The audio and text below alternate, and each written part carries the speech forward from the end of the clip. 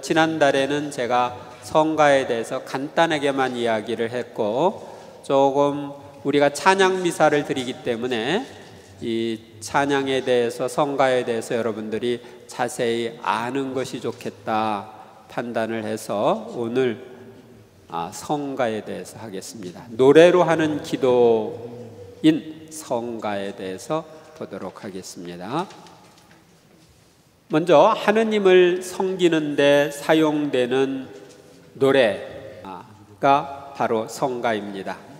음악은 원래 하느님을 섬기기 위해 만들어졌습니다. 그래서 하늘과 땅에서 하느님께 경배를 드리기 위해서 노래가 사용됩니다. 천국에서 노래가 불리는데 시편 22편 4절에 보면 당신은 거룩하신 분, 이스라엘의 찬양 위에 좌정하시는 분이라고 되어 있습니다. 우리가 찬양할 때 하느님이 그 가운데 계시다 하는 것을 알려줍니다. 또 이사야서 6장 1절에서 3절까지 보면은 우찌야 임금이 죽던 해에 나는 높이 솟아오른 어좌에 앉아 계시는 주님을 배웠는데 그분의 옷자락이 성전을 가득 채우고 있었다. 그분 위로는 사람들이 있는데 저마다 날개를 6씩 가지고 둘로는 얼굴을 가리고 둘로는 발을 가리고 둘로는 날아다녔다. 그리고 그들은 서로 주고받으며 외쳤다. 거룩하시다, 거룩하시다, 거룩하시다. 만군의 주님, 온 땅에 그 영광이 가득하다. 그래서 천사들이 하느님을 찬미하는 것을 볼 수 있습니다. 그래서 우리도 미사 중에 거룩하시다, 거룩하시다 하죠. 그때 사실은 우리만 하는 게 아니라 우리와 함께 천사들이 거룩하시다를 외치고 또 하늘의 성인 성녀들도 함께 외칩니다. 그리고 천국에 가면은 우리가 노래를 많이 해요.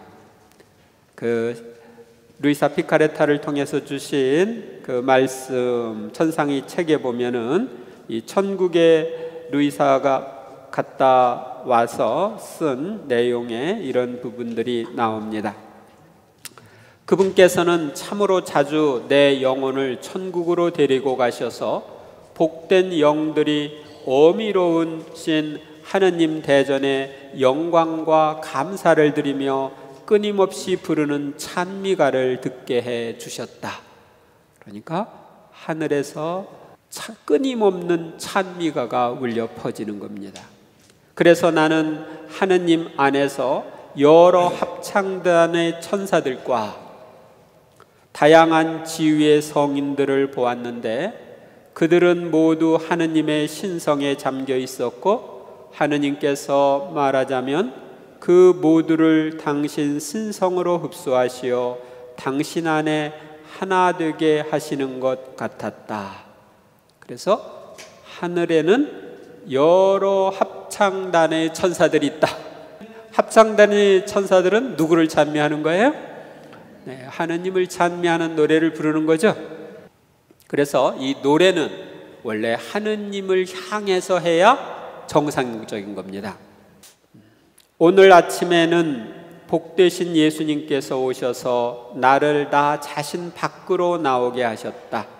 그리고 내 손을 잡으시더니 천상의 아랫부분에 이르기까지 데려가셨는데 나는 거기에서 복된 이들을 볼 수 있었고 그들의 노랫소리도 들을 수 있었다.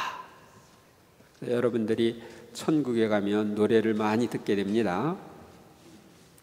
이 7권 55장 2절 이하에 보면 아마도 나 자신의 바깥에 나가 있었던 것 같다. 하늘에 특별한 축제가 열리고 있고 내가 이 축제의 초대를 받은 모양이었다. 지복을 누리는 이들과 함께 노래를 부르고 있었는데 그것은 저 위 하늘에서는 무엇을 배우지 않아도 내면 속에 흘러 들어오는 것처럼 알게 되기에 다른 이들이 노래하거나 행하는 모든 것을 그만큼 잘할 수 있기 때문이다. 그러니까 루이사가 배운 적이 없는데 천국에 가니까 노래를 같이 할 수 있었다. 그 노래가 안에 흘러 들어와 가지고 그런데 내가 보기에 저 복된 사람들은 이 천국에 있는 사람들이죠.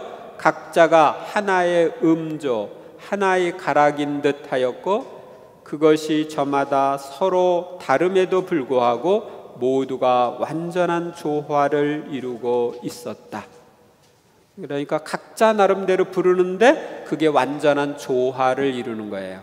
여러분들이 심령 노래를 잘 하다 보면 각자 노래를 하는데 조화를 이루는 경우를 보는데 그거랑 비슷한 겁니다.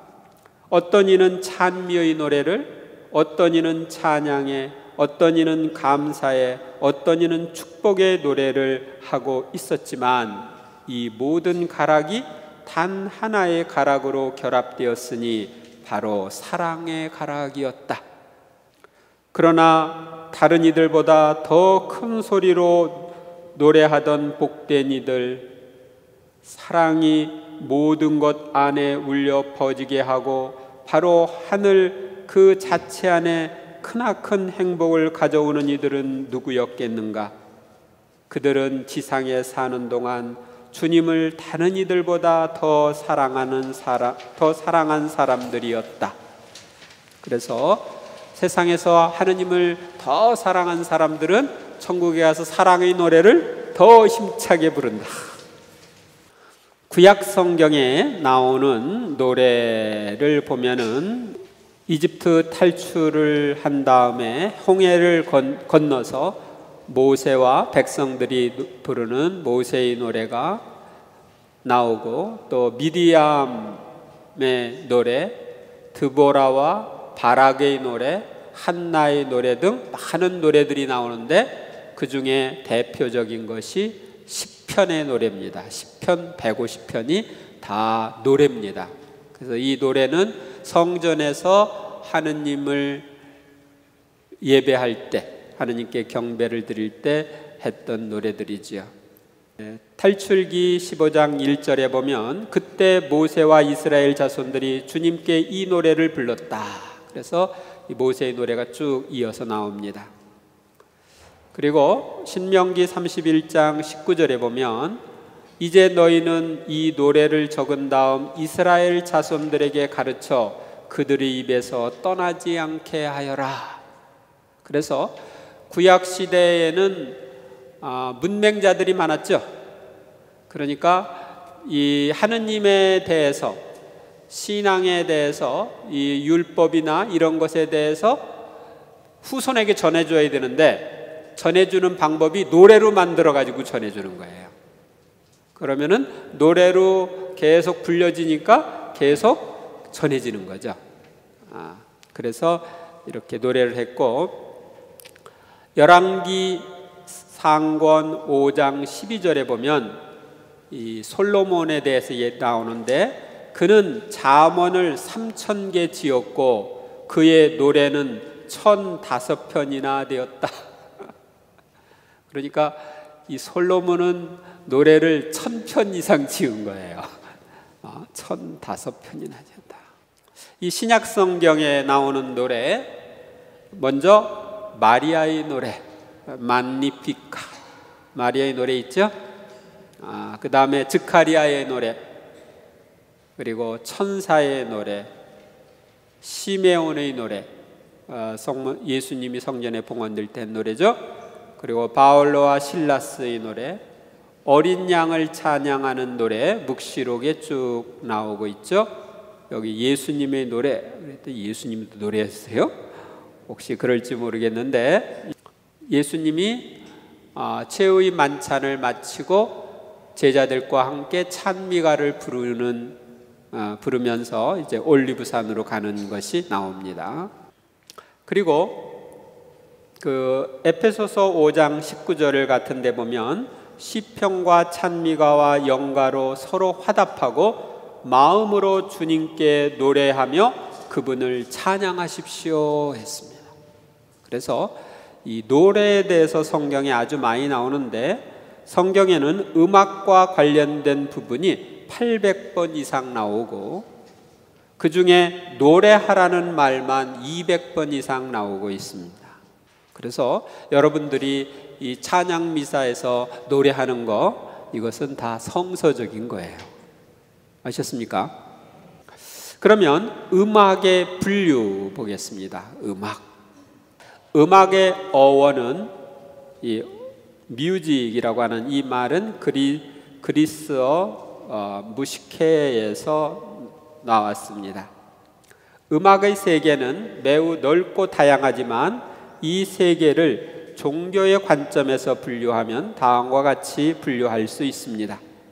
음악은 크게 종교 음악과 비종교 음악으로 나눌 수 있습니다. 그러니까 세속 음악이죠. 종교 음악은 다시 그리스도교 교회 음악과 타 종교 음악으로 나눌 수 있습니다. 불교 같은 데는 참불가 이런 것이죠. 또 그리스도교 음악은 다시 전례용 음악과 비전례용 음악으로 나눌 수 있습니다. 그래서 미사 중에 우리가 불리는 음악을 전례용 음악이라고 그러고 다른 것을 비전례용 음악이라고 합니다. 음악의 분야에는 여러 가지가 있습니다. 그중 종교적 목적을 위하여 만들어진 곡을 바로 종교 음악이라고 하는데 이 가운데는 그리스도교에서 사용하기 위해 작곡한 곡을 교회 음악이라고 부릅니다. 교회 음악에는 전례에 쓰이는 전례 음악, 연주용 교회 음악, 그리고 전례 이외의 신심 행사에 쓰이는 비전례용 음악이 있습니다. 이 가운데 전례 헌장의 기본 정신과 규정에 충실한 음악을 전례 음악이라고 합니다. 비전례용 음악은 우리가 복음성가, 생활성가라고 해서 기도회 때나 일상생활에서 부르는 곡들을 의미합니다. 그러나 꼭 그런 것은 아니고 이 복음성가 가운데에서도 전례 때 부를 수 있는 것들이 있습니다. 종교 음악에 대해서 음악의 분류로 종교 음악에 대해서 보겠습니다. 넓은 의미로 종교심을 북돋우기 위한 음악이 종교 음악입니다.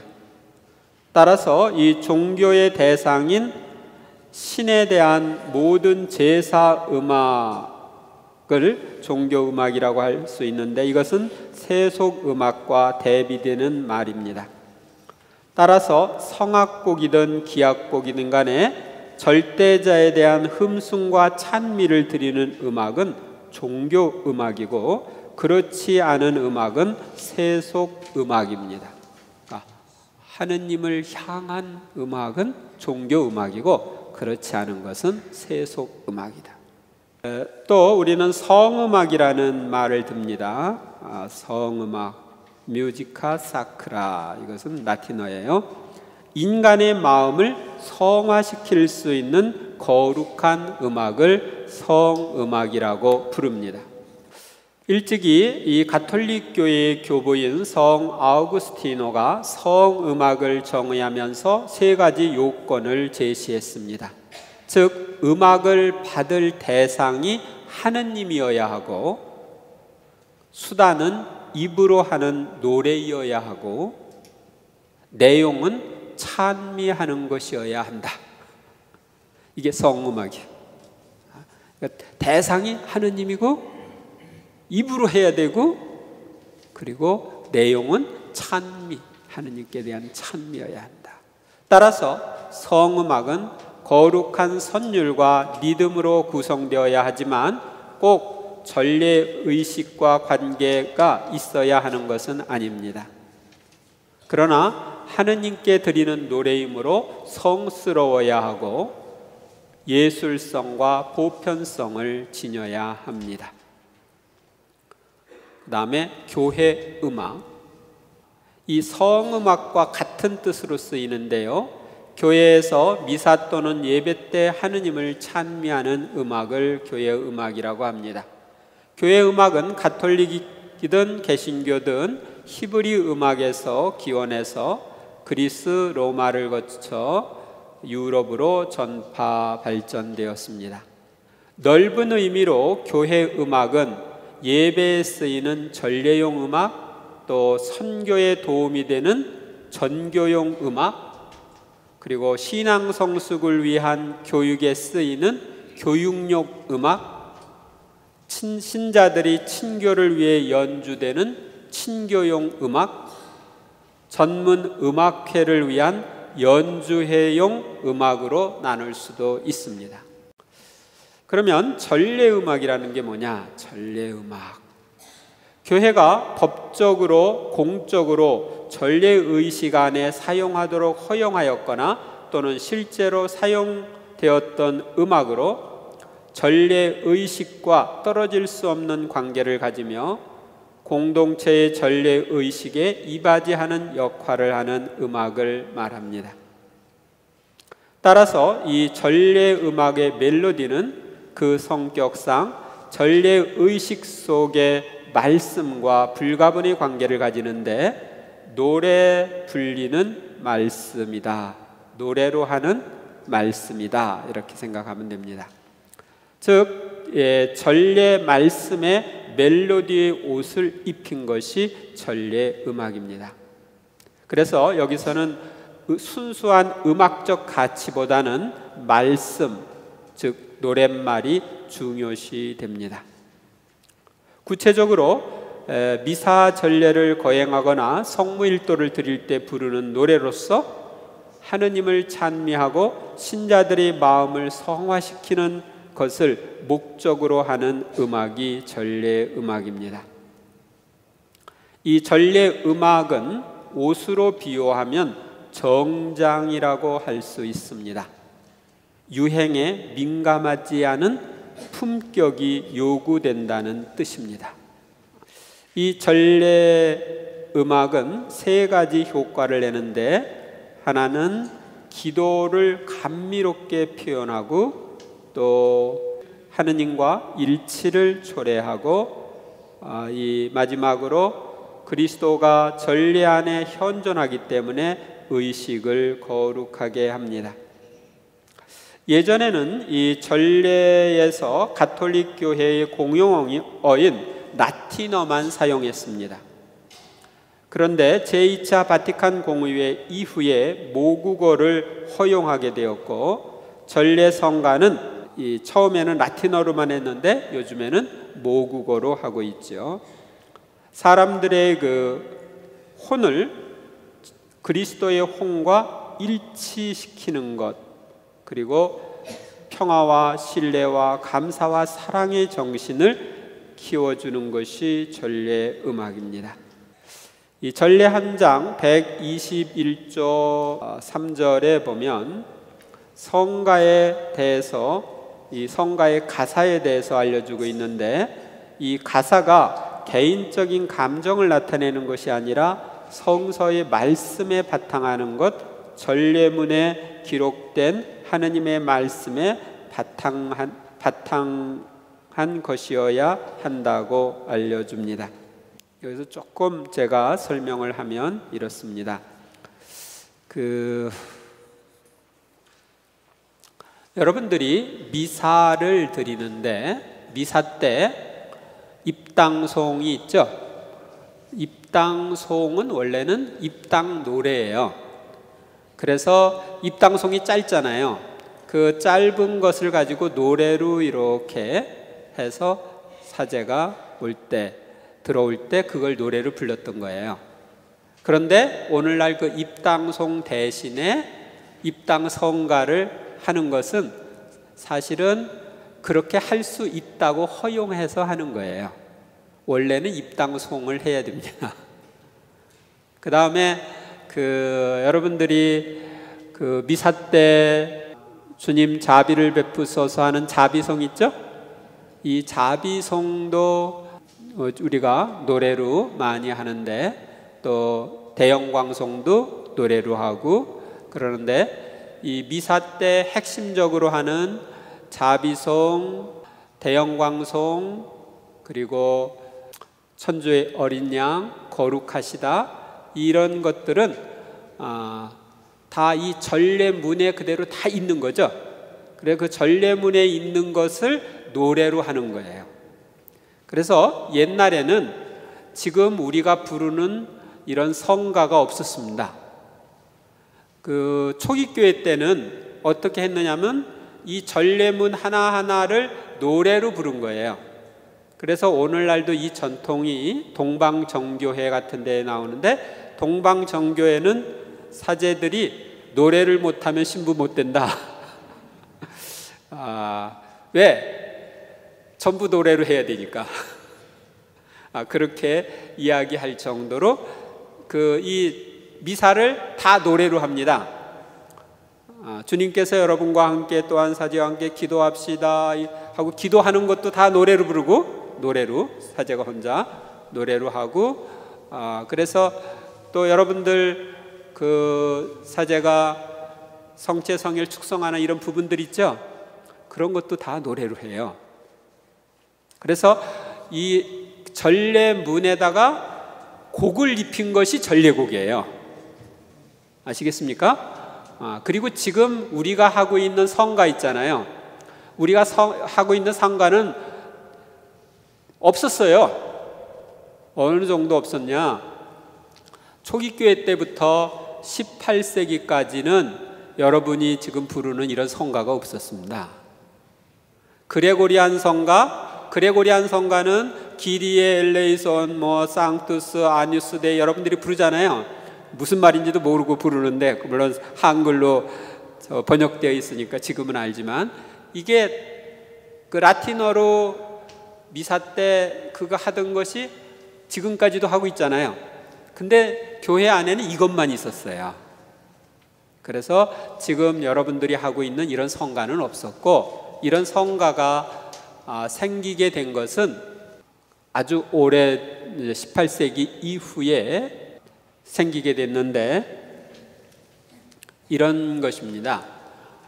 미사 때 여러분들이 봉헌 예절을 할 때나 영성체를 하러 올 때 봉헌 성가, 영성체 노래 부르잖아요. 옛날에는 그런 거 없었다고요. 그러니까 지금 미사 때 영성체 할 때나 봉헌을 할 때는 그 시간이 조금 기니까 그 시간을 땜질하기 위해서 메꾸기 위해서 그런 노래가 생긴 거예요. 아셨죠? 그래서 하나님께 기도드리는데 이 원래 초점이 있었고, 그래서 그 기도문을 그냥 말로 하는 것보다 노래로 하는 것이 더 사람들 마음에 와닿기 때문에 거기에다 곡을 입혀서 노래를 만든 것이 전례곡이에요. 전례미. 아시겠습니까? 그럼 이제 성가를 좀 보겠습니다. 성가의 정의: 종교의 구분 없이 거룩한 노래를 뜻하나 좁은 의미로 사용할 경우에는 가톨릭 교회에서 이 가톨릭 전례에 사용하는 노래, 즉 가톨릭 전례 음악을 뜻합니다.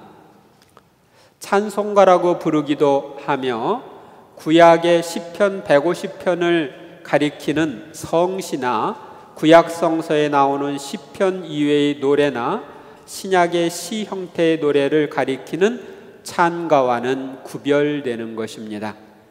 이 성가란 말 뜻 그대로 거룩한 노래라는 뜻인데, 우리 교회의 교부이신 성 아우구스티노는 성가를 하느님을 찬미하는 노래로 정의했고, 성가를 한 번 잘 부르는 것이 기도를 2번 하는 것과 같다고 성가의 중요성을 강조했습니다. 성가의 대상은 하느님과 같은 위격이신 성부, 성자, 성령, 그리고 예수님, 성체이며 내용은 기도, 찬미와 감사입니다. 성모님이나 성인들을 찬미하는 노래도 성가로 분류할 수 있습니다. 그러니까 우리가 미사 때 성가를 하면은 성가를 통해서 내가 하느님을 향하도록 도움을 받는 거예요. 내 마음이 하느님을 향하게 도와주는 것이 성가예요. 그래서 성가를 부를 때 그 성가를 받으시는 대상은 삼위일체이신 하느님. 물론 성모님이나 천사들에게도 찬미 노래를 부를 수는 있습니다만은 초점은 삼위일체이신 하느님, 성체 예수님이십니다. 그리고 이 방법과 수단, 하느님을 찬미하는 방법과 수단은 악기, 무용, 미술, 건축, 문학작품, 영상매체 등 다양할 수 있으나 교회의 전통은 성악으로 노래하는 것입니다.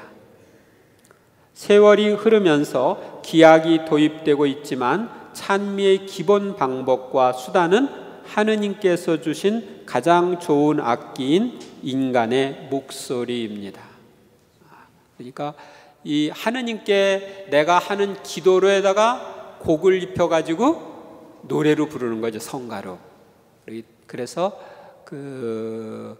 우리 인간이 목소리를 하느님께 드리는 게 제일 중요한 거예요. 성가의 역할, 모든 전례는 하느님과 그리스도의 구원 업적을 기념하고 재현하는 행사입니다. 성가는 바로 이러한 전례의 의미를 더욱 완전하게 표현하는 데 큰 몫을 합니다. 찬미, 감사, 기쁨 등의 마음을 표시하는 데는 단순히 기도문을 외우기보다는 노래로 부르는 것이 훨씬 낫기 때문입니다. 따라서 성가는 성대한 전례의 필수적인 요소입니다. 성가는 기도를 더욱 감미롭고 뜨겁게 하며 예식을 성대하고 고상하게 하며 천상 전례를 반영합니다. 천상에서 하느님을 경배하는 전례를 이 지상에서 본따서 하는 것입니다.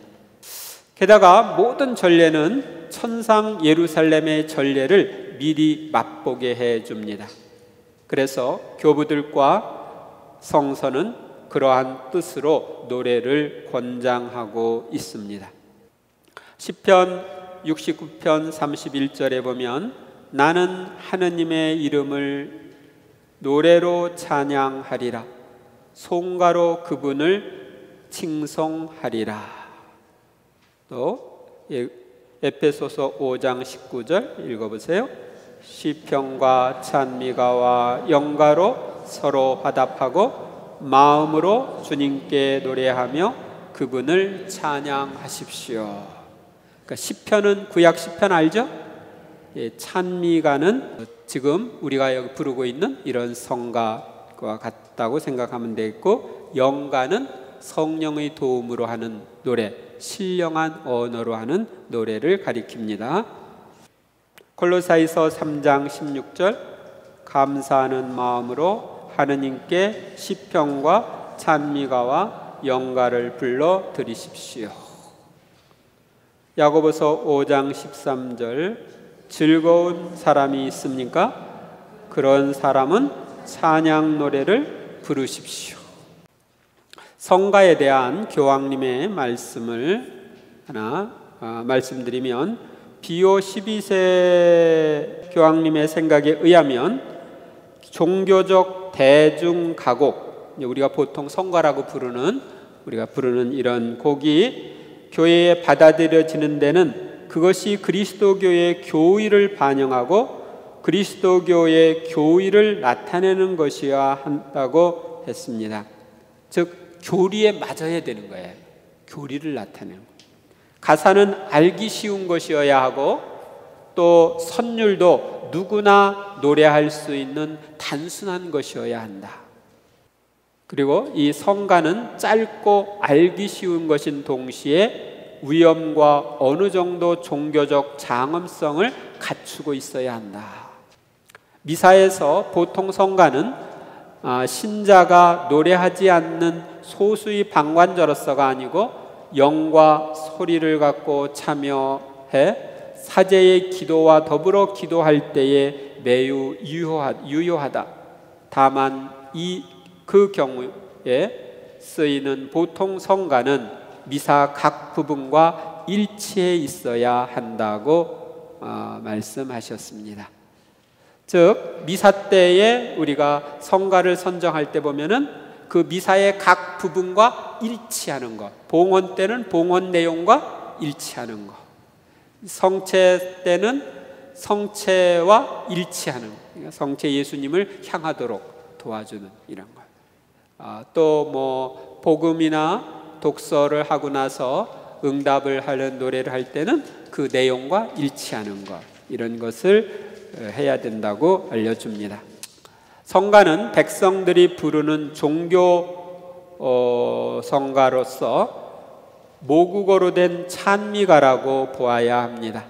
성가는 처음에는 큰 예식들 사이에 시간을 메우는 노래로만 인식되었습니다. 아까 말씀드린 대로 원래 전례는 지금 미사 통상문에 있는 내용을 노래로 하는 것이었고, 그게 전례 음악이었고, 지금 우리가 하고 있는 성가는 그 큰 예식 사이에, 봉헌이나 성체나 큰 예식 사이에 그 침묵 시간을 메꾸기 위한 것이었다. 그래서 그 원래 1급은 미사 통상문에 있는 내용을, 또 미사 때에 나와 있는 독서나 복음, 응답송, 알렐루야 이런 것들을 노래로 하는 거예요. 그게 이제 제일 중요한 것이고, 그 다음에 시간을 메우기 위해서 한 것이 지금 우리가 부르는 성가들입니다. 그러면 우리 가톨릭 성가를 크게 몇 가지로 분류해 보겠습니다. 첫째로는 그레고리안 성가가 있습니다. 이 그레고리안 성가, 그레고리오 성인이 이것을 종합해서 만들었다고 해서 그레고리오 성가, 그레고리안 성가 이렇게 부릅니다. 이것은 가톨릭 교회 음악의 꽃이라고 부릅니다. 이 그레고리오 성가는 가톨릭 전례용 음악으로 원래 라틴어로 되어 있고, 반주를 하지 않고 무반주로 부르는 것이 원칙입니다. 반주가 없이 부르는 게 이게 원칙입니다. 그리고 이 교회는 이 성가를 교회의 공식 성가로, 으뜸되는 공식 성가로 인정하고 장려하고 있습니다. 원래 우리 교회 안에는 성가가 아주 다양하게 많이 있었습니다. 예를 들면은 시리아 성가, 또 이집트에 있는 콥트 성가, 에티오피아에서 아비시니아 성가, 또 동로마의 비잔틴 성가, 또 서유럽에서는 그 로마 성가, 밀라노 성가, 스페인 성가 등 여러 성가들이 다양하게 있었는데, 이 모든 성가를 통일한 것이 그레고리오 성가입니다. 이 그레고리오 성가는 교황 그레고리오 1세 기원 590년에서 604년까지 교황님을 하셨죠. 14년 동안 이 그레고리오 교황님이 영감을 받아 만들었고, 오랫동안 그분이 편찬하고 체계화해서 붙여진 이름입니다. 이 그레고리안 성가는 오늘날도 우리 교회 음악, 전례 음악의 중심을 이루고 있습니다. 오늘날 외국에서 이제 같이 노래를 하거나 뭐 이럴 때는 이 그레고리안 성가를 하는데, 우리 대축일 때 여러분들 그레고리안 성가를 하면 원래는 좀 간단하게 하면 좋은데 길게 하죠. 그러니까 너무 지루하지. 너무 지루한데 내용도 그런 거 잘 모르고 그러니까.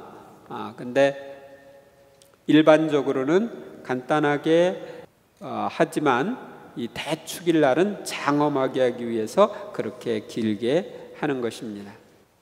이 그레고리오 성가는 첫째로는 주선율이 한 성부에서만 나오는 단성 음악입니다. 단성. 그러니까 그 악보가 하나밖에 없어요. 4부 하는 게 일부 단성이에요. 그리고 무반주로 노래를 하고, 원래는 남성들만의 노래입니다. 남성들만. 그래서 옛날에는 이 남성들만 불렀고, 보이스 소프라노라고 해서 아이들이 변성기가 되기 전에 그 아이들이 이 노래를 불렀습니다. 그래서 이 소프라노는 그렇게 했는데, 지난번에 보니까 뭐 파리 나무 십자가 합창단 이런 사람들이 이제 한국에 와서 노래를 부르는데, 걔들이 바로 이 보이 소프라노, 그 남학생들이 그 변성기 전에 소프라노를 내서 이렇게 하는데, 원칙적으로는 바로 그 무반주로 하는 것이 원칙입니다. 그리고 이 라틴어로 노래를 하고, 박자와 소절이 없이 자유로운 리듬으로 노래를 하는 것이 그레고리안 성가입니다. 그러니까 박자 없고 리듬도 자유롭습니다. 그래, 기리에 엘레이손, 알렐루야 할 때 하고 길게 할 수도 있죠. 그래서 그렇다는 것을 아시고, 그러니까 단성 음악이 그레고리안 성가인데 다성 음악이 그 후에 생깁니다. 이 다성 음악은 복 음악이라고도 하는데, 2개 이상의 성부가 독립적으로 존재하면서 어우러지는 음악을 말합니다. 다성 음악 중에 종교적 내용의 라틴어 가사를 가진 합창곡을 일반적으로 모텟이라고 일컫는데, 이 다성음악은 언제부터 생겼느냐? 9세기에 시작되었고 15세기 문해부흥 시대의 절정을 이룹니다. 이 다성음악도 옛날에는 반주가 없이 무반주로 하는 게 정상이었습니다. 반주가 없으면 각 음이 더 정확하게 들릴 수 있죠. 이 무반주로 이렇게 합창을 하게 되면 하늘나라의 천사들 소리 같다고 그래요. 이 합창을 잘하면. 그 다음에 국악성가. 이 국악성가는 제2차 바티칸 공회 이후에 각국에서 모국어 미사를 봉헌하면서 전래음악 토착화 운동이 일어나서 생긴 성가입니다. 우리나라에서도 이러한 움직임에서 우리 가락과 성가를 접목시키는 시도들이 생겼습니다. 우리가 한국어로 미사곡을 만든 것, 이문근 신부님 미사곡, 지금도 가톨릭 성가 320에서 324번에 미사곡이 나오죠. 미사곡은 주님 자비를 베푸사 하는 이 자비송하고, 그리고 상투스 거룩하시다, 그리고 하느님의 어린 양, 주님의 기도, 이런 것들을 지금 미사곡의 노래로 되어 있죠. 이걸 한국어로 이렇게 했던 것은 획기적인 거예요. 사실은 원래 전에는 라틴어로만 했었는데 한국어로 지금 이렇게 부르는 거죠. 그리고 이제 다른 여러분들이 이 한국적인 그런 가락으로 노래를 하고 있는, 이렇게 노래를 만드는데, 여러분들이 원선호 신부님의 좋기도 좋을시고, 좋기도 좋을시고 아기자기 한지고, 이렇게 한국의 가락으로 이렇게 하는 것, 또 풍악을 울려라 같은 것, 풍악을 울려라 같은 것도 한국의 가락에 맞춰서 이렇게 하고 있고, 또 요즘에 강수근 신부님이 한 국악성가 이런 것들이 이제 한국 가락에 맞추어서 전래 음악을 토착화시키는 그런 작업으로 이루어지고 있습니다. 그런데 어떤 음악이 전래 음악으로 적합하냐 하는 그 척도는 거룩함에 있습니다. 노래를 부르는 사람의 입장에서가 아니라 노래를 받으시는 분의 입장에서 판단해야 하기 때문입니다. 하느님이 보실 때 거룩한 거다. 하느님을 향한 그 가사, 이것이 있어야죠. 그 다음에 이제 복음성가, 여러분들 지금 보고 있는 이 복음성가에 대해서 말씀드립니다. 이 복음성가는 생활성가라고도 우리가 하고 있는데, 특수한 목적을 위해 원래 시작된 노래입니다. 전교, 집회, 여흥 등을 위해 만들어진 노래인데, 이 형식은 영국에서 처음 시작되었습니다. 이것이 19세기에 미국에서 발전을 하게 되고, 신앙 부흥 집회 때 비신자들을 인도하기 위해 사용되었습니다. 그러므로 절대자인 하느님을 찬미하기보다는 하느님께 인도하기 위한 수단으로 불려지는 경우가 많습니다. 즉, 듣는 대상이 하느님이 아니라 보통 인간이라는 것입니다. 따라서 노래의 선율이나 리듬도 성가의 기준에 맞지 않은 것이 많고, 형식적인 면에서도 자연스러운 음의 진행이나 가사 붙임이 아니라 당긴음이나 엇박자를 많이 써서 정형화된 틀을 싫어하는 젊은이들의 취향에 맞추어 작곡하기도 합니다. 이 복음성가는 단체 활동, 소모임, 또 가정에서 쉽게 부를 수 있어서 생활의 신앙화, 신앙의 생활화에 긍정적인 도움을 주고 있습니다. 그러나 이 노래를 거룩한 전례에 사용할 때는 주의해야 될 부분들이 있습니다. 그래서 이제 밑에 제가 쭉 설명을 하고 있는데, 이 그 복음성가 말고 떼제성가 뭐 이런 거 있죠. 젠성가. 이 젠성가 같은 경우는 포컬라레 운동에서 젊은이들이 부르는 노래를 그냥 젠성가라고 그랬고, 떼제성가는 이 떼제 공동체라고 해서 개신교와 가톨릭이 같이 하는 그런 공동체가 있는데, 거기에서 부르는 노래를 떼제성가라고 하는데, 이 떼제성가는 단순한 멜로디를 반복하여 곱씹는 형식의 음악입니다. 그래서 주님을 찬미하나이다 하면 그것을 계속 반복하면서 이렇게 점점 묵상으로 들어가도록 이렇게 도와주는 그런 내용입니다. 그래서 이런 것들은 넓은 의미로는 복음성과 생활성가 안에 다 포함된다고 생각하시면 되겠습니다. 전례를 위한 찬미가와 생활성가에 대해서, 생활성가는 그 전교, 집회, 친교, 복음화 등을 위해서 작곡한 생활 찬미가입니다. 이 생활성가가 전례에 쓰이려면 전례적으로 하느님에 대한 찬미와 감사를 담고 있으면서 가톨릭 교회의 교우에 어긋나지 않아야 합니다. 또한 교회의 전례 음악 정신에 벗어나지 말아야 합니다. 그리고 이 악기는 공동체의 기도를 돕기 위한 것이지 연주나 즐기는 것에 있지 않다는 것을 기억해야 합니다.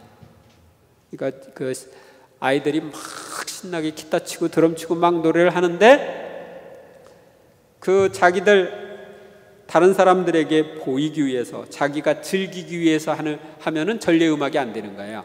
하느님을 향하도록 사람들을 도와주는, 기도를 잘하도록 도와주는 그런 수단으로만 쓰여져야 되는 것입니다.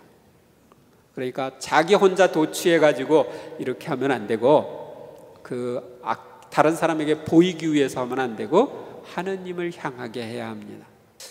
생활성가는 신앙 안에서 기쁨을 표현하고 성과 속이 만나도록 해줍니다.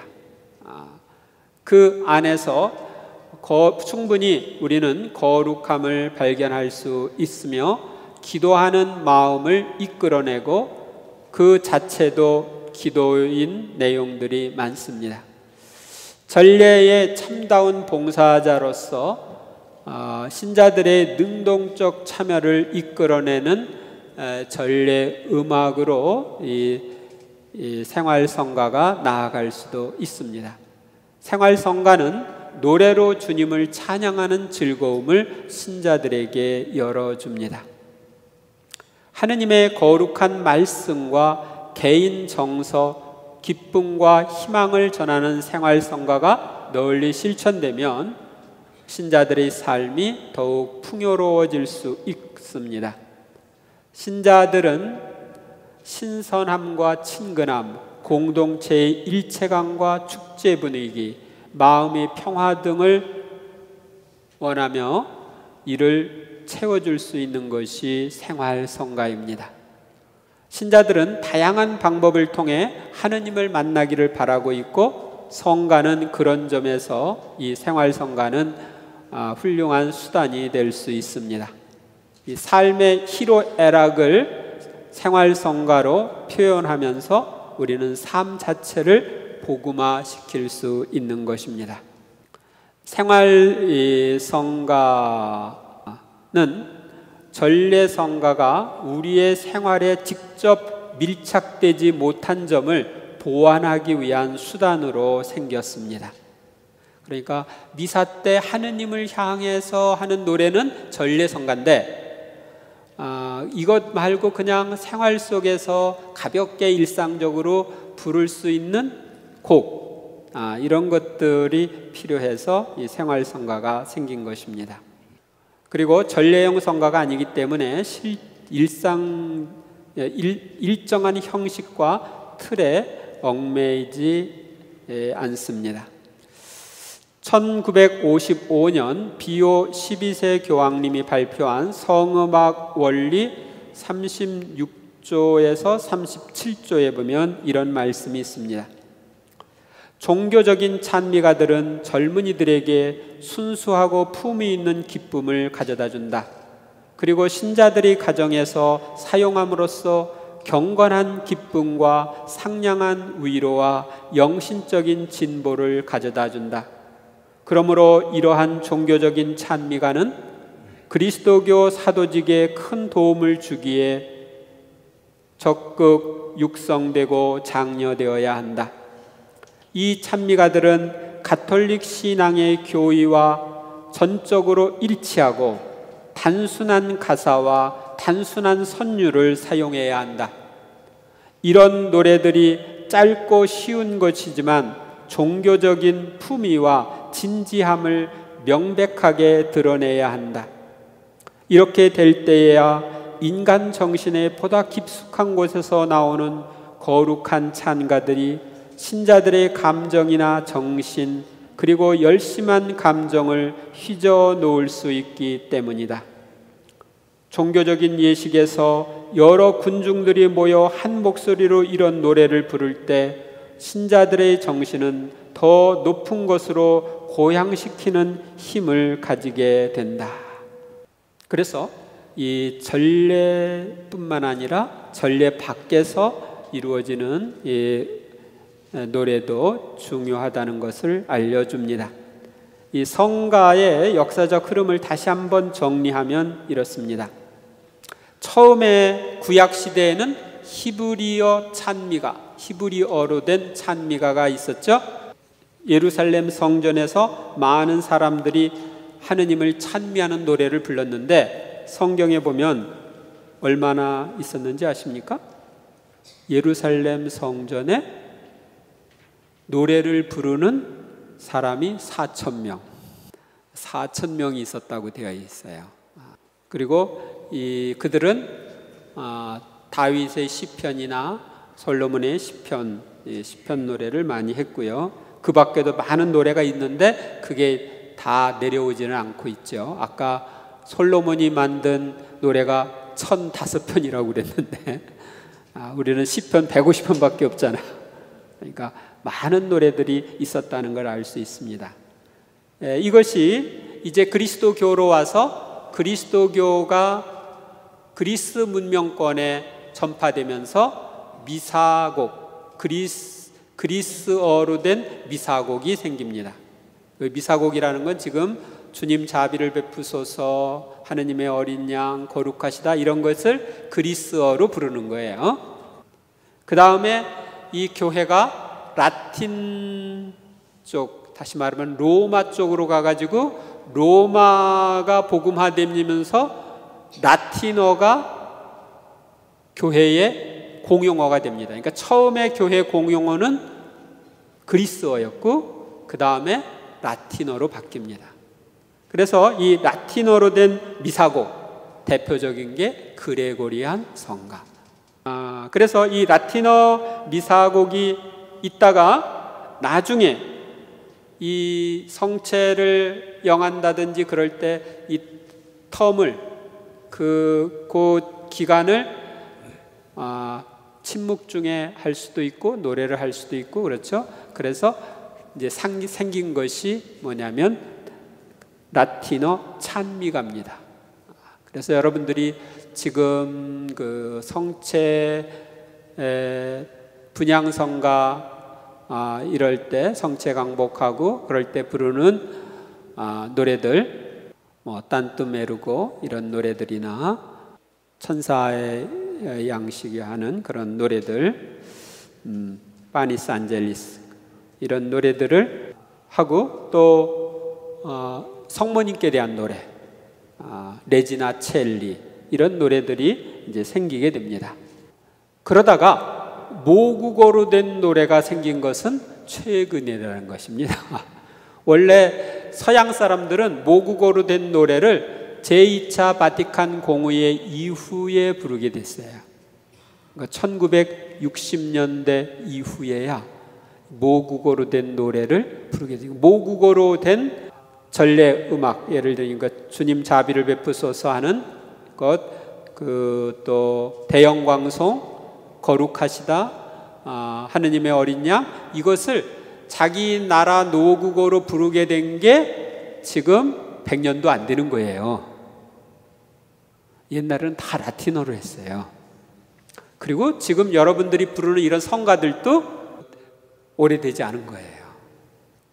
그래서 우리는 지금 모국어로 된 미사곡, 또 모국어로 된 찬미가 이렇게 하다가 이제 미사와 관련되는 것만 하니까 좀 답답하다.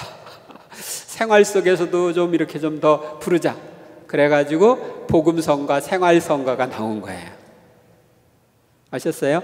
이제 개신교 쪽에서 복음성가 이렇게 해서 이제 가톨릭 쪽에서는 생활성가 이런 식으로 해서 나오게 되었고, 그 다음에 이제 우리 성령 쇄신하는 분들은 뭘 하느냐면 영가, 성령의 도움으로 하는 영의 노래, 심령 노래, 이것을 부를 수 있고, 제가 오늘 시간 있으면 하려고 그랬는데 자유노래, 자유노래는 뭐냐?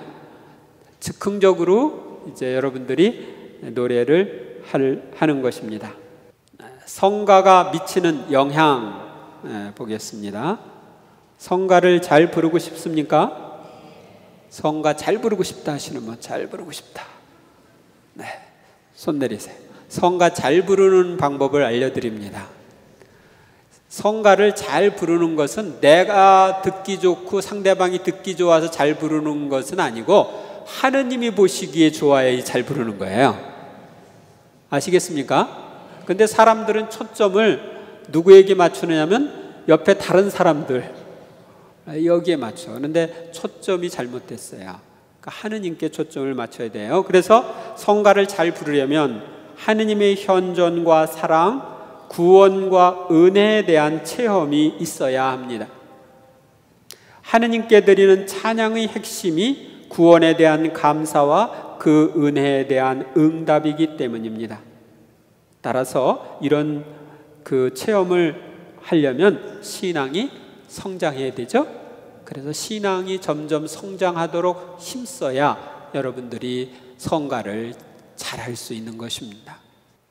시편 71편 23절에 보면 제가 당신께 노래할 때 제 입술이 기뻐 뛰고 당신께서 구하신 제 영혼도 그러하리이다. 성가를 잘 하려면 두 번째로는 성가를 할 때 하느님의 현존을 의식하면서 하느님만을 향해 노래하고 사목자나 신자들을 의식하며 노래하지 말아야 합니다. 만일 특정한 사람을 의식해서 드린 그 노래를 한다면 그 특정한 사람이 곧 우상이 되는 것입니다. 찬양을 받으실 분은 오직 하느님 한 분뿐이기 때문입니다. 그러니까 내가 하느님께 드려야 할 노래이기 때문에 하느님을 향해서 불러야 되는 거예요. 하느님을 의식하면서. 그런데 사람을 향해서 사람을 의식하면서 부르면 그 사람에게 그걸 되면 그 사람이 우상이 되는 거죠. 우상 숭배하는 노래 부르는 거예요. 그래서 여러분들 성가를 부를 때 옆에 사람 의식하지 마세요. 예수님만 의식하면 돼. 내 노래를 받으시는 하느님만 의식하면서 부르셔야 해요. 이 노래도 못해. 그렇게 하지 말고 다른 사람 의식, 누가 무슨 할 거 그런 거, 누가 무슨 얘기 할 거 그런 거 신경 쓰지 말고 하느님만을 향해야 됩니다. 시편 30편 5절에 보면 주님께 찬미 노래 불러라. 주님께 충실한 이들아 거룩하신 그 이름을 찬송하여라. 그래서 우리는 주님께 노래 부르는 거지 사람에게 노래 부르는 게 아니라고요. 그 다음에 세 번째로 평소에 몸으로 찬양을 실천해서 삶이 뒷받침하는 찬양의 노래가 되면 좋습니다. 즉 세상의 빛과 소금이 되는 삶, 나의 착한 행실을 보고 다른 사람들이 하느님을 찬양하게 하는 그런 삶을 살 때 내가 성가를 잘할 수 있는 것입니다. 내가 찬미의 삶, 하느님께서 기뻐하시는 그런 삶을 살게 될 때 내가 하느님께 기뻐하시는 삶을 사니까 노래를 할 때도 그것이 묻어나가지고 하느님께 올려줄 수가 있는 거죠. 그러니까 목소리만 좋아가지고서는 성가대원으로서는 불합격입니다. 시편 33편 1절에 보면 의인들아 주님 안에서 환호하여라. 올곧은 이들에게는 찬양이 어울린다. 어떤 사람에게 찬양이 어울려요? 올곧은 이들, 옳게 잘 사는 이들에게 찬양이 어울리는 거예요. 지금 세상에서 막 노래로 뭐 이렇게 저렇게 하는 사람들, 그 사람들 보면은 타락하는 경우가 많이 있어요. 타락한 생활을 하는 경우가 많이 있는데 노래 가사도 그렇고 그 사람은 올곧은 일을 하지 않죠. 연예인들이 스캔들이 많은 게 이런 원래 하느님 몸으로 하느님을 찬양하면다가 목소리를 거기다 보태서 하느님을 찬양해야 되는데 음악이 타락해가지고 사람도 타락하는 거예요. 로마서 12장 1절에서 2절에 보면 그러므로 형제 여러분 내가 하느님의 자비에 힘입어 여러분에게 공고합니다. 여러분의 몸을 하느님의 마음에 드는 거룩한 산제물로 바치십시오. 이것이 바로 여러분이 드려야 하는 합당한 예배입니다. 여러분은 현세에 동화되지 말고 정신을 새롭게 하여 여러분 자신이 변화되게 하십시오. 그리하여 무엇이 하느님의 뜻인지, 무엇이 선하고 무엇이 하느님의 마음에 들며 무엇이 완전하신 것인지를 분별할 수 있게 하십시오. 다음으로 여러분들이 성가를 잘하려면 어떻게 해야 되느냐? 늘 기도와 말씀, 묵상으로 영적 충만을 체험하여 새 노래를 불러야 합니다. 하느님의 은혜에 감격하여 찬양을 하면 그 찬양이 곧 새 노래가 되는 것입니다. 그러나 신앙이 약해지고 감사가 약해지면 새 노래가 다시 옛 노래가 될 수 있습니다. 그러니까 여러분들이 새 노래를 부르라고 성경에 나오는데 매일 새로운 곡을 만들어서 부르라는 얘기가 아닙니다. 시편 40편 2절에서 4절에 보면 이런 내용이 나옵니다. 주님께 바라고 바랐더니 나에게 몸을 굽히시고 내 외치는 소리를 들으시어 나를 멸망의 구덩이에서 오물 징창에서 들어 올리셨네. 반석 위에 내 발을 세우시고 내 발걸음을 든든하게 하셨네. 내 입에 새로운 노래를 우리 하느님께 드리는 찬양을 담아 주셨네. 유딧은 나는 내 하느님께 새로운 노래를 부르리라. 체험이 달라지면 노래가 달라집니다. 아시겠습니까? 그러니까 내가 구원받은 체험, 하느님의 은총을 받은 체험을 하면 노래를 할 때 그 마음으로 노래를 하기 때문에 새 노래가 되는 거예요. 아시겠어요? 그러나 내 신앙이 약화되고 형편없어지면 새 노래가 되는 게 아니라 새 노래도 옛 노래가 되는 거죠. 힘없는 노래가 되는 거예요. 다음으로 감사와 찬미의 생활로 개인적인 은혜 체험, 기적 체험을 여러분들이 할 때 노래를 잘 할 수 있게 됩니다. 사무엘 상권 16장 23절에 보면 하느님께서 보내신 영이 사울에게 나릴 때마다 다윗은 비파를 손에 들고 탔다. 그러면 악령이 물러가고 사울은 회복되어 편안해졌다. 그러니까 다윗이 비파를 들고 노래를 하면 악령이 떠난 그런 체험이 있죠. 그렇기 때문에 다윗이 시편을 많이 쓸 수 있었던 거예요. 노래를 통해서 변화가 오는구나, 이걸 체험하니까.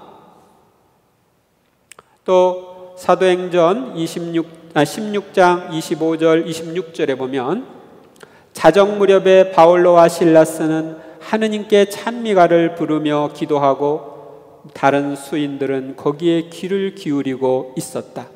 그런데 갑자기 큰 지진이 일어나 감옥의 기초가 뒤흔들렸다. 그리고 즉시 문들이 모두 열리고 사슬이 다 풀렸다.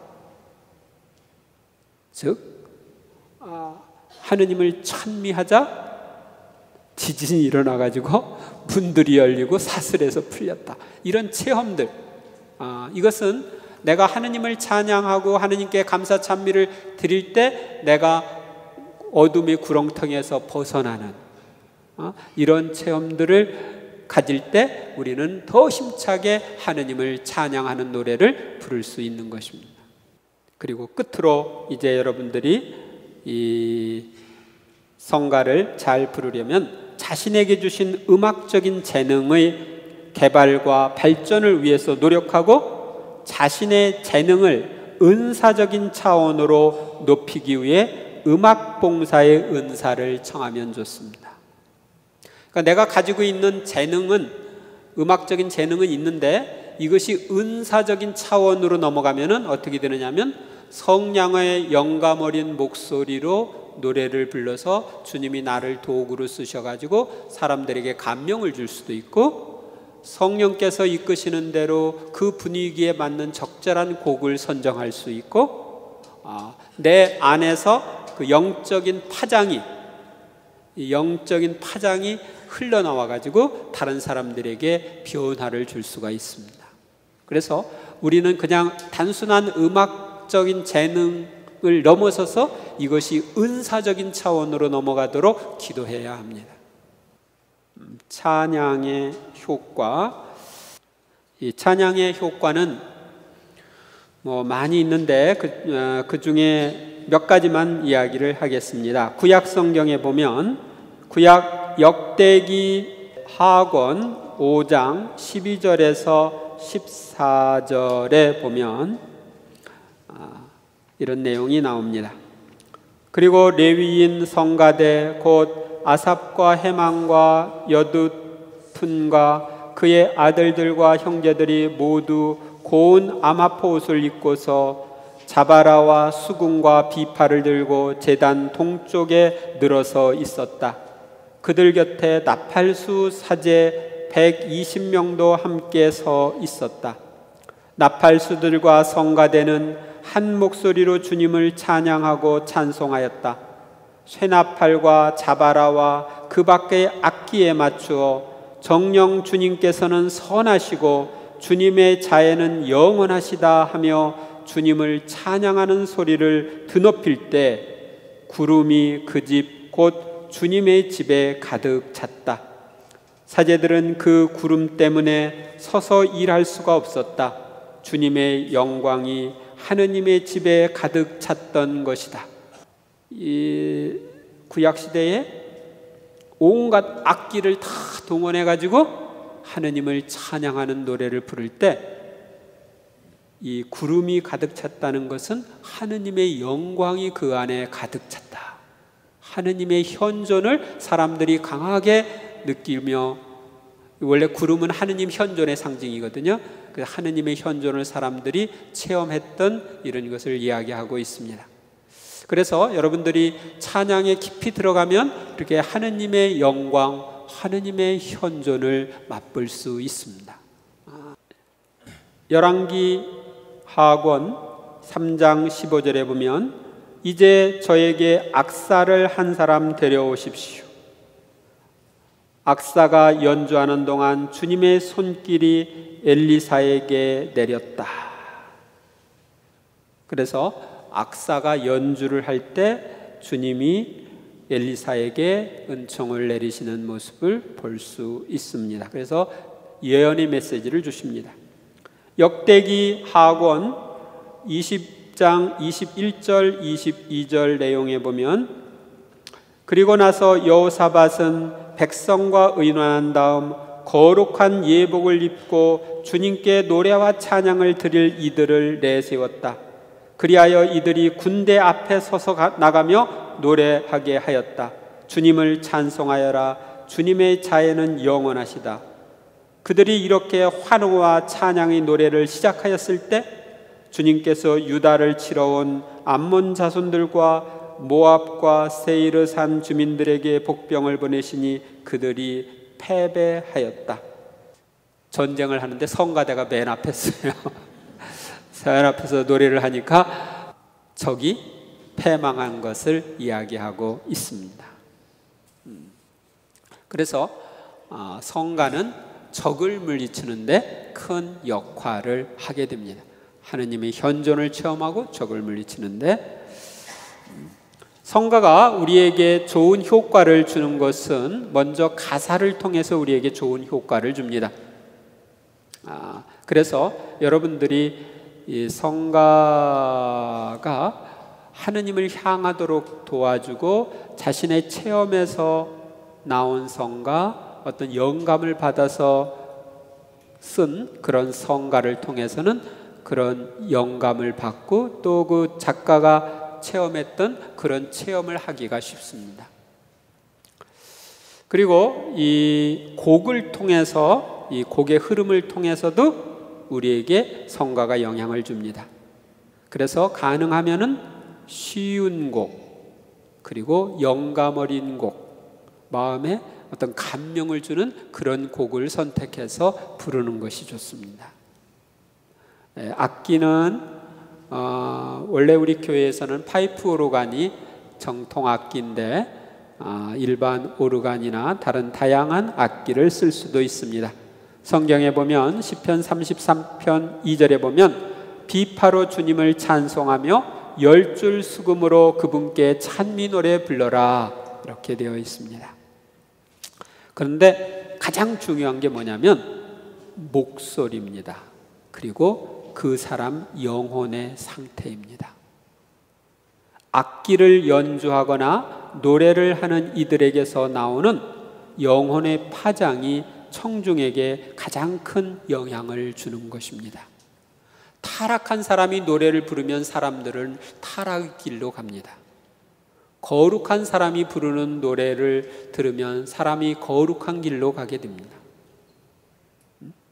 여러분들이 대중가요나 뭐 이런 것들을 부르고 디스코텍이나 뭐 유흥가 같은 데서 막 뭐 사랑에 대한 노래 이러저러 신나게 열심히 부르는 사람들, 그렇게 거기서 그렇게 부르고 나서 음란을 행위하러 가잖아.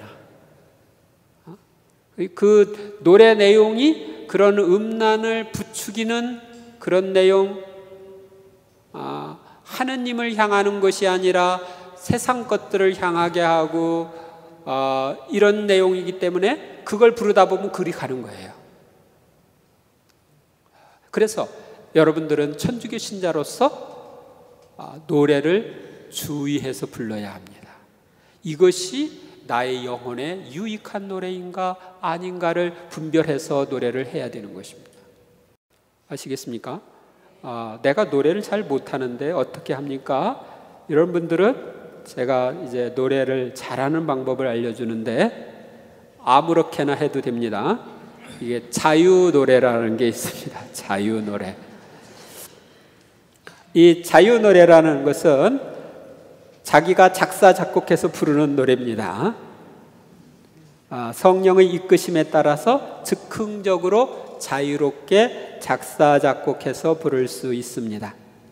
처음에는 간단한 말마디를 반복해서 이렇게 부를 수 있는데요. 여러분들이 성령 안에서 생활을 하게 되면 이런 노래를 부르기가 더 쉽고, 또 신자로서 누구나 다 성령의 도움을 받으며 살기 때문에 누구나 이런 노래를 부를 수 있습니다. 한번 불러볼까요? 여러분들이 이제 이런 거예요. 알렐루야, 여러분들 기리에 엘레이손, 그리스도 엘레이손, 그리스테 엘레이손 이렇게 하면서 라틴어로 부를 때 보면은 에 하고서 길게 뽑기도 그러죠. 대축일 같은 때 보면 하나 알렐루야 할 때도 하고서 계속 연결을 하고 그러죠. 그러니까 자기 마음 안에 있는 것을 그 소리에다 담아가지고 하느님께 봉헌하는 거예요. 그래서 마음에서 우러나는 대로 예수님, 예수 주님, 또는 알렐루야, 찬미합니다, 사랑합니다, 나의 하느님, 나의 예수님, 이런 식으로 한두 마디를 가지고 그걸 반복해서 내 마음에서 우러나오는 대로 부를 수 있는 것입니다. 아셨어요? 그리고 심령 노래나 심령 기도는 다른 게 아니라 성령의 이끄심에 따라서 알아들을 수 없는 언어로 그렇게 부르는 게 심령 기도, 심령 노래예요. 그러니까 이 자유 노래를 잘하면은 심령 기도, 심령 노래도 잘하게 되는 거고, 또 심령 기도, 심령 노래를 잘하면 자유 기도, 자유 노래도 잘할 수 있어요. 자, 모두 일어서서 그러면 앞에 성체 예수님을 바라보시면서 예수 주님 노래하시죠? 예수님과 또 삼위일체신 하느님이 우리와 함께 계십니다. 내 마음을 그분들께 들어 높여서 노래를 한 다음에, 그 다음에 여러분들이 알렐루야를 반복하든지 예수 주님을 반복하든지 또 다른 단어를 반복하든지 마음대로 이렇게 해보시기 바랍니다.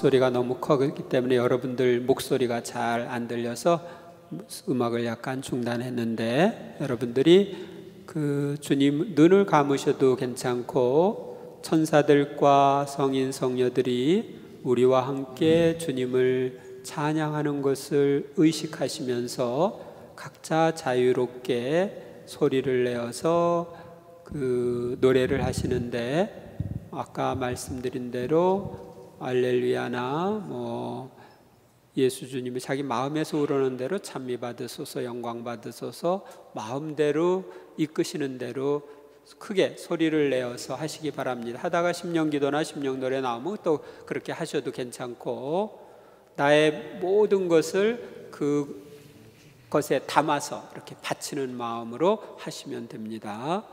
함께 알렐루야만 하고 그 다음에 같이 하겠습니다.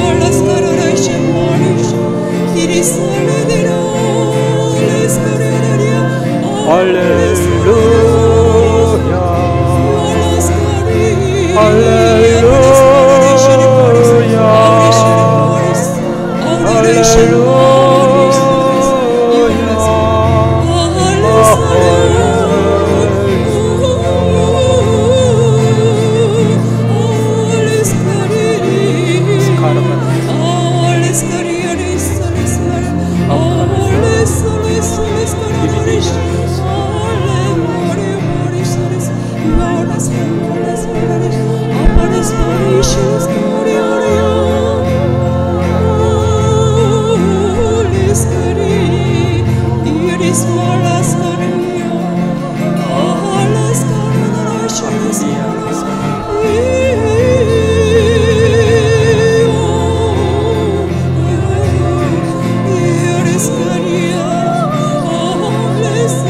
예수